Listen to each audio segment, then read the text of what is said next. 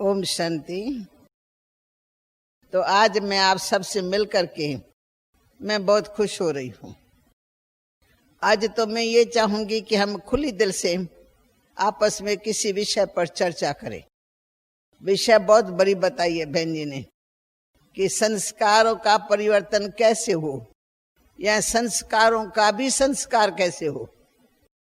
संस्कारों का संस्कार कैसे, कोई मर जाते ना फिर उनका संस्कार करके आ जाते हैं। तो ये जो हमारे संस्कार है, जो बहुत समय से संस्कार चले आ रहे हैं, सतोगुणी, रजोगुणी, तमोगुणी, दिन भर में भी चेंज होते रहते हैं।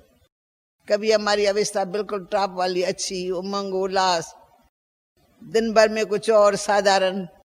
शाम के समय योग करेंगे तो चमक जाएंगे, योग नहीं करेंगे ना सारे दिन के कर्म की थकावट में फिर थोड़ा ऐसा लगेगा जैसे थके थके से। इसलिए हम क्या करेंगे, हम सब अच्छी तरह से बाबा के ज्ञान को सुनेंगे, फिर धारण भी करेंगे। तो आप पूछ सकते हो मेरे से, किसी के भी मन में प्रश्न हो तो पूछ सकता है, नहीं तो हम अपने विषय पर चर्चा करेंगे। है जिसको प्रश्न हो वो हाथ उठाए, ऐसे करे। या प्रश्न ही नहीं है, हाँ, या है तो मर्ज है, अभी मर्ज नहीं है। अच्छा कोई बात नहीं, आप बाबा के घर में आए हो तो बाबा के घर की क्या क्या विशेषता है वो मैं थोड़ा सा आपको बताती हूँ, फिर हम विषय पर आएंगे। ये है हमारा शांति वन। जो नए नए आए हैं ना उनको ये आज का ये लेसन बहुत मदद करेगा। नाम है शांति वन। चारों ओर ये सबसे बड़ा है स्थान, और जैसे जैसे बाबा के बच्चे बढ़ते जाते हैं वैसे वैसे मकान बनता जाता है। एक मंजिल बन गई है तो दूसरी बना लेते हैं, दूसरी बन गई तो तीसरी बना लेते हैं। जमीन अपनी है, बनाने वाले अपने हैं। दादी मुख से कहती है भाई लोग बहुत आने वाले हैं, उसके लिए स्थान चाहिए, थोड़ा और बढ़ाओ। तो जहां भी स्थान मिलता है वहां बनाते जाते हैं, और चारों ओर शांति शांति है। इसके आसपास में एक दुकान भी अपने ही खोली है। वो भाई भी हमारे होशियार होते हैं, कहते हैं इतने भाई बहन आएंगे दूसरों से चीज लेंगे, ऐसी चीजें हम रखे ना जो हमारे से कोई लेवे। तो रखते भी क्या है, मैचिस रखते हैं, मुंदरियां रखते हैं, जो जो हमारे दैवी भाई बहनों के काम में चीज आती है, गेस्ट लोगों को देने के लिए, रिश्तेदारों को देने के लिए, वो सब दुकान खुले हुए हैं। और उसमें चलो फिर बाबा स्मृति दिलाता है, फिर योग करो, पावरफुल योग। तो जैसे कल शायद आप आए होंगे शाम को, कल थे शाम को, तो कल में आप सबका परिचय लिया गया था। कहाँ कहाँ से ग्रुप आए हैं, सभी ने हाथ उठाया, हम लोगों ने देखा। और हमारी सुषमा बहन ने मंच पर बैठी हुई जो बहनें थी उन सबका परिचय भी आपको दिया। तो आज मैं अपने तीनों स्थानों का परिचय देती हूँ। तो ये शांति वन सबसे लास्ट में बना है और बड़े पैमाने पर बना है, क्योंकि ऊपर में कम होने लगा। पांडव वन तो छोटा हो गया एकदम, बहुत बड़ा हाल बनाया 4000 का, तो भी बहुत छोटा। ज्ञान सरोवर में भी हाल बना है, वो भी छोटा। और विदेशी भाई बहनों के रहने के लिए विशेष प्रोग्राम ज्ञान सरोवर में रखा हुआ है। वो विदेशी भी इतने आ जाते हैं जो विदेश, वहां भी ऊपर वाला भी छोटा हो जाता है। अब यहाँ फिर भी समझ सकते हैं, ऊपर में भी रखना पड़ता है, नीचे भी। तो एक ये शांति वन है जहाँ चारों ओर शांति की किरणें फैल रही हैं। और आजकल दादी प्रकाश मणि भी शांति वन में ही रहती है। दिल्ली से, बनारस से मुंबई में गई, फिर आज शाम तक आ जाएंगी। और हमारी शांता मणि दादी जो मम्मा की लौकिक में मासी लगती हैं, तो वो शांता मणि दादी है, ज्ञान शांति वन को संभालती है। जैसी वो शांति मूर्त है ना, ऐसा उसको शांति वन मिला हुआ है। रोज सुबह को मुरली सुनाती है, आज भी मुरली सुनाई थी। जिन्होंने सुना होगा उसको पता होगा, उनका नाम ही है शांता मणि।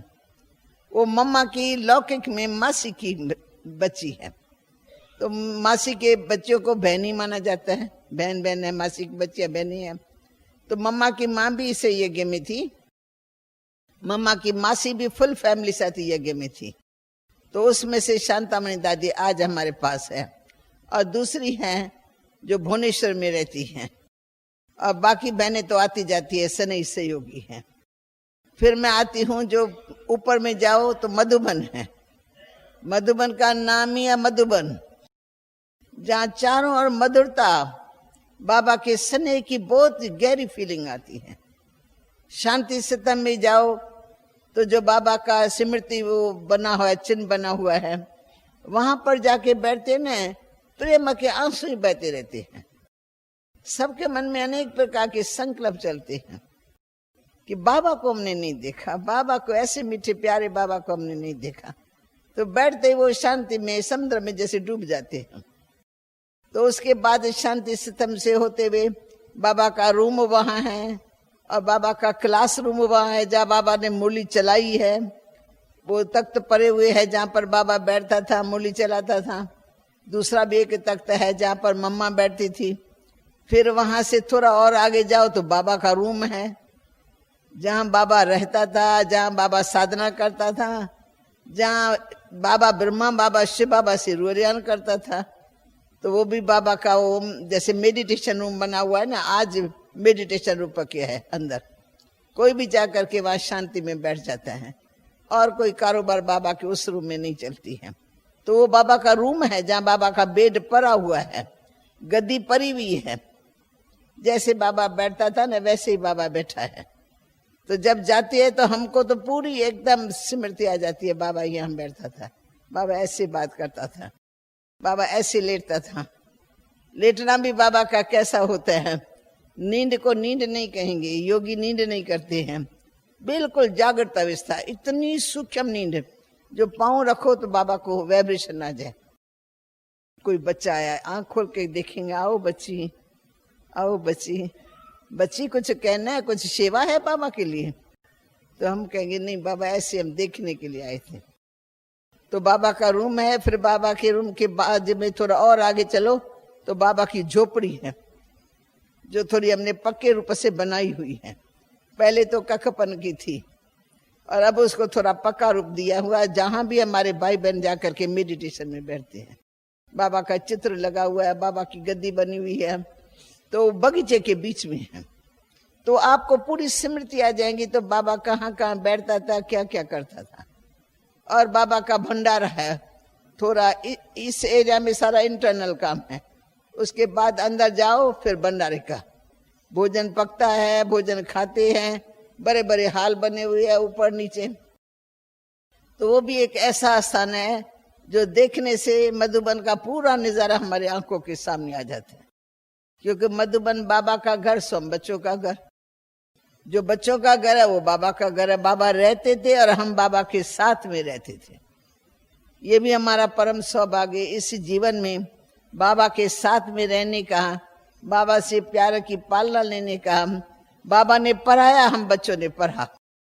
कैसे बाबा हम बच्चों को पढ़ाते थे, कैसे बच्चों से प्रश्नोत्तर करते थे, कैसे बच्चों को आप समान बनाते थे, वो पूरा ही हमारे लाइफ का अनुभव है उस स्थान का। तो जैसे वो पांडव भन बोलते हैं, पर वो दिल में छपा हुआ है।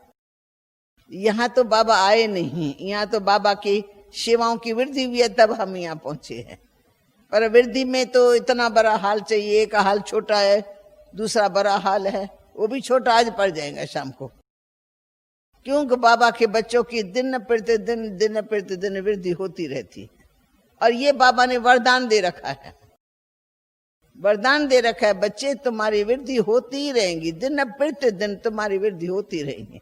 वाणियां अभी हम पढ़ते हैं, 30 साल पहले की, 40 साल पहले की वाणियां पढ़ रहे हैं। तो उसमें लिखा हुआ है बच्चे दिन प्रतिदिन तुम्हारी वृद्धि होती रहेंगी, होती रहेगी। इतने बच्चे आएंगे तो उन बच्चों को कहाँ रखेंगे? तो उनके लिए बच्चे मकान भी बनाने पड़े, हाल भी बनाने पड़े। तो जैसे पहले ही बाबा ने एडवांस डायरेक्शन दे दी है और दादी ने उस डायरेक्शन को अमल में लाके ऐसे ऐसे काम शुरू कर दिया। अभी कम से कम जितनी आती है उनको दादी संभाल लेती है। मालूम पड़ता है 50,000 आती है तो उनको थोड़ा कंट्रोल करेंगे, बाय टाइम पर आओ, चलो इस ग्रुप में इतने आने चाहिए, इस ग्रुप में इतने आने, ताकि कभी भी बाबा के घर में तंगी महसूस न हो, सब सुख से रह सके, सुख से सुन सके। यही स्थान है ब्राह्मणों के लिए भोजन और रहने का स्थान। अगर उसमें हम पीसफुल स्थिति में रहेंगे तो खाने का भी आनंद ले सकेंगे और इसका भी। खाने में भी जब भीड़ हो जाती है तो थोड़ा मुश्किल होता है थाली लेके खड़ी रहना माताओं का, इसलिए यहाँ क्लास के ऊपर क्लास रखा जाता है। आधा ग्रुप उठो, जाओ जाके खाओ, और आधा ग्रुप बैठ के कथा सुनो। फिर जब वो उठते हैं फिर जाके के खाना खाते। तो ये शांतिवन की भी स्थिति और पांडव वन में भी ऐसे ही चला है। अभी भी विदेशी बहुत वहां पहुंचे हुए हैं पांडव वन में। फिर तीसरा है ज्ञान सरोवर, जो नया बनाया है, नई नई आत्माओं की सेवा के लिए स्थान है। हर विंग की सेवाधारी भाई बहने अपने विंग की सेवा करके उनको ले आते हैं। आज महिला विंग आई, आज यूथ विंग आई, आज फलानी विंग आई, आज फलानी। उन विंग्स के लिए हाल बने हुए हैं। तो उनकी टीचर्स गिनती के हिसाब से 400 300 जैसा उनको हाल भी मिल सकता है और हमारी बहनें सेवा कर सकती है। ऐसे आती रहती है, सदा वो चलता ही रहता है। भंडारा वहां भी चलता रहता है, पांडव वन में भी भंडारा चलता रहता है। तो शांति वन में तो भंडारा क्या नाम दे, भंडारे का भी भंडारा चल रहा है। रात को भी चल रहा है तो सुबह को भी चल रहा है। और जिस दिन ब्राह्मण जाते हैं, कोई 2 बजे जा रहा है, कोई 3 बजे जा रहा है, कोई सुबह को 4 बजे जा रहे हैं, तो नाश्ता तो पहले ही लेंगे ना। तो यहाँ कारोबार बहुत बड़ी है। 1000-1200 आए हैं सेवा करने के लिए। खाने वाले कितने हैं? 20,000 खाएंगे तो 1000-1200 सेवा तो करेंगे ना। बाकी हम सबको सहयोग देना होता है। सहयोग देने से क्या होता है, हमारा अपना भाग्य बनता है, हमको खुशी होती है हमने शिव बाबा के भंडारे की सेवा की। अगर नहीं करते हैं तो दिल खाता है, खाया पिया और सोया। तो जिन्हें सोया तिन क्या कहते हो, जिन्हें सोया तिन खोया। उन्होंने कोई कमाई नहीं की, तो यहाँ हम कमाई करने के लिए आते हैं। सुना तो समय पर होता ही है, मिल जाता है, 1 घंटा तो जरूर दिन में मिल जाता है। आने वालों को, सेवाधारियों को तो सोने का टाइम ही नहीं मिलता है। तो आप सब आए हैं, सेवा भी करनी है आप सबको, और साथ साथ क्लासेस भी करने हैं, और बाबा का घर ऊपर नीचे है वो देखना भी है। उसके लिए 1 दिन मिलता है सबको बसें लेनी पड़ती है ना। तो बसों में जाते हैं, पूरा माउंट आबू घूम करके आते हैं। दिलवाला मंदिर भी देखा, तो पांडव वन भी देखा, तो ज्ञान सरोवर भी देखा। जहाँ कैसी सेवाएं चल रही है, वंडरफुल बात है। ये सब भविष्य बाबा ने पहले ही स्पष्ट किया। जब हमारी बुद्धि लिमिट है, हम इतना भविष्य को देख नहीं सकते हैं, पर बाबा तो है ही त्रिकालदर्शी। शिव बाबा ने निमित्त बनाया ब्रह्मा बाबा को, तो ब्रह्मा बाबा को पहले ही सब पता लगता रहता है, अभी ऐसा होगा, अब ऐसा होगा, अब ऐसा होगा। आज के तारीखों में हम देख रहे हैं, अगर आज छोड़ दिया जाए तो यहाँ से लेके माउंट आबू तक भीड़ लगेंगी। ये बाबा के वाणियों में आता है, बच्ची थोड़ा ठहरो, बच्ची नीचे से लेकर ऊपर तक तुम्हारी क्यों लग जाएंगी। अगर हम छोड़ दिया जाए ना तो बस ये क्यों लग जाएंगी। पर हम कंट्रोल से भेजिए, भाई आज एक ग्रुप जाए, कल दूसरा जाए। आज मैंने पूछा कितनी बसें ऊपर जा रही है, कहते हैं तो 10 बसें। तो 10 बसें में उसके सिवाय जीप जा रही है, उनमें अलग अलग 10-10 जने होते हैं। तो टोटल बाबा की कारोबार में वृद्धि बहुत अच्छी है। परंतु ये शिष्य नहीं बन रहे हैं। गुरु के चेले होते हैं, वो लाखों में होते हैं।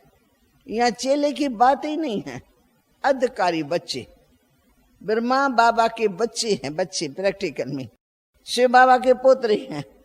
तो ये महायज्ञ हम ब्राह्मणों का रचा हुआ है, इसमें बाहर वाला कोई आ नहीं सकता है। आता है, घूम घाम करके चला जाता है। कोई रहेगा तो पहले छुट्टी लेगा, कौन है, क्यों, किस हिसाब से अभी आया है, इसके बाद हम छुट्टी दे देते हैं। तो भाई भले आते रहे, बाबा का घर घूमे, देखे, रह भी सकते हैं। गेस्ट भी आते हैं, हमारे रिश्तेदार, तुम्हारे रिश्तेदार ऐसे भी आते हैं, परंतु उनको भी हम कायदे में रखते हैं। ऐसे नहीं कि जैसे आए मंदिरों में भीड़ लगी रहे, ऐसा हमारे पास नहीं होता है, क्योंकि परिवार है और परिवार में नियम मर्यादाएं बहुत जरूरी है। अशुद्ध खाने पीने वाला यहाँ आ नहीं सकता है, रह नहीं सकता है। अगर किसी ने छिप करके भी ऐसा किया ना तो जब वो बाथरूम से निकलेगा तो फौरन दूसरा रिपोर्ट करेगा, बहन जी कोई वहां ऐसा अज्ञानी आया हुआ है, बोलेंगे ही ऐसे, कोई ऐसा अज्ञानी आया हुआ है जो बाथरूम में बोई आती है बीड़ी की। हम कहेंगे ऐसे कैसे होगा? फिर पता निकालती है, हाँ बरोबर फलानी पार्टी में तो ज्ञान में चलता है पर है अज्ञानी। ज्ञान में चलना किसको कहा जाता है? हम तो कहेंगे ज्ञान में चलना माना नियमों का पालन करना, मर्यादाओं का पालन करना, धारणा करना, ब्राह्मण बनना। ब्राह्मण बनने बगैर हम बाबा के घर में किसी को लाते ही नहीं है। अगर आती है तो 2 दिन मेरे से मिलने के लिए कोई मेरा रिश्तेदार आ गया तो उसको उस ढंग से हम रखते हैं, गेस्ट के हिसाब से रखते हैं, पूरा ध्यान उसके ऊपर होता है। खाना पीना हम ही बना के खिलाते हैं, मानो हमारे ज्ञान का ही भोजन सबको मिलता है। हम उनको साथ देते हैं, भाई फलाना भाई आप इस सारे ग्रुप के साथ खाओ, कुछ ज्ञान की मीठी मीठी बातें सुनाओ। तो तीनों स्थानों की विशेषताएं अलग अलग, पर ये सारा कुछ भविष्य बाबा का देखा हुआ था बिल्कुल। बाबा कहते हैं बच्चे आगे चल कर के ऐसे होगा, आगे चल कर के ऐसे होगा। हम आज प्रैक्टिकल में देख रहे हैं कि बाबा के बच्चों की वृद्धि कैसे हो रही है। जहां हम पहुंचे नहीं हैं वहां से भी लोग आ गए हैं। विदेश के ऐसे स्थान जहां हम पहुंचे नहीं हैं, गए नहीं, पर एक भाषण करके एक बहन आई, उससे एक माता निकली, उसने अपना ग्रुप तैयार कर दिया। उनको नियम मर्यादा बांध बांध करके लंदन में ले गए, लंदन में तैयार करके उनको फिर यहाँ ले आई। तो ये ज्ञान ऐसे पीछे से पीछे फैलता जाता है, पता भी नहीं लगता है।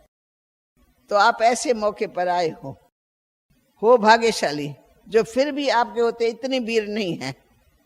आगे चल करके आपको सुख से ऐसे बैठने का मौका नहीं मिलेगा, सुख से सोने का भी नहीं मिलेगा। सबको कहेंगे भाई धरती पर सो जाओ। तो जो बाबा के सगे सिकिलदे बच्चे होते हैं वो क्या करते हैं, जैसे किसी के घर में शादी होती है तो क्या करते हैं, सब खटिया बटिया हटा करके दरी लगा लेते हैं, रात्रि के समय सो जाते हैं, सुबह को उठ के काम करते हैं और दूसरे दिन चले जाते हैं। रिश्तेदार आएंगे शादी मुरादी में रहने के लिए तो स्थान चाहिए, तो घर सारा ऐसा होता है बिखरा हुआ। कोई पलंग उस प्रकार से नहीं होगा, कोई फर्नीचर उस प्रकार से नहीं होगा, क्योंकि मेहमान तो बहुत आते हैं तो रहने के लिए स्थान तो चाहिए। तो बाबा के घर में भी ऐसे संभाल की जाती है। तो आप सब लकी हो, बहुत लकी, जो बाबा के घर में ऐसे मौके पर आए हो। आपको अच्छी तरह से देखने का, घूमने का, फिरने का अच्छा ही मौका मिला हुआ है, समझा? अच्छा, अभी 2 मिनट फिर शांति में बैठेंगे।